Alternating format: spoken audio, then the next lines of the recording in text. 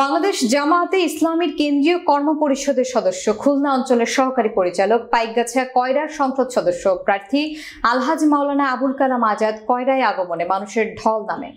বিস্তারিত থাকছে কয়রা প্রতিনিধি শাহিদুল ইসলামের প্রতিবেদনে।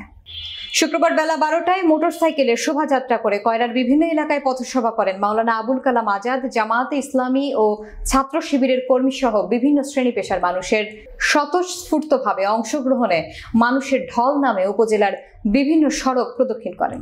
এ সময় উপস্থিত ছিলেন কয়রা উপজেলা জামায়াতে ইসলামের আমির মাওলানা মিজানুর রহমান, সেক্রেটারি মাওলানা শেখ সাইফুল্লাহ সহ উপজেলা, ইউনিয়ন ও ওয়ার্ড পর্যায়ের নেতৃবৃন্দ।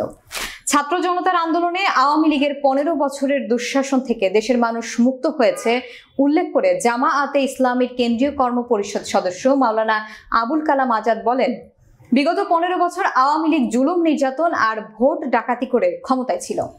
বিগত 15 বছর তাদের হামলা, মামলা আর নির্যাতনের কারণে কেউ ঘুমাতে পারেনি। মানুষের কথা বলার অধিকার ছিল না। তাদের সীমাহীন দুঃশাসনের কারণে অনেক রক্তের বিনিময়ে অর্জিত স্বাধীনতার সুফল পায়নি দেশের মানুষ। ছাত্র জনতা আন্দোলনের মধ্য দিয়ে আমরা দ্বিতীয় স্বাধীনতা লাভ করেছি উল্লেখ করে জামায়াতের কেন্দ্রীয় এই নেতা বলেন, এখন মানুষ তাদের অধিকার পেয়েছে। নতুন স্বাধীনতার সুফল মানুষের কাছে পৌঁছে দিতে হবে।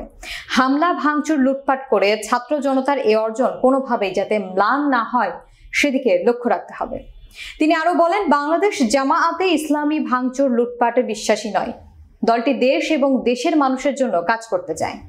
দেশের মানুষকে সাথে নিয়ে নতুন বাংলাদেশ গড়ার প্রত্যয় ব্যক্ত করে তিনি বলেন, এই মুহূর্তে দেশের মানুষের জানমালের নিরাপত্তা নিশ্চিত করতে হবে।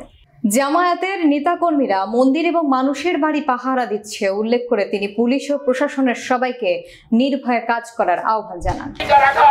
এবং এই দ্বিতীয়বার স্বাধীনতা ঘোষিত হয়েছে, এই স্বাধীনতা অর্জনকে ধরে রাখার জন্য আমাদেরকে চেষ্টা করতে হবে। আল্লাহ রাব্বুল আলামিন আমাদেরকে তৌফিক দান করুন।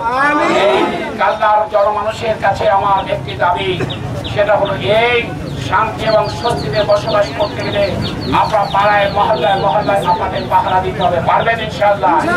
আসসালামু আলাইকুম ওয়া রাহমাতুল্লাহি ওয়া বারাকাতুহু।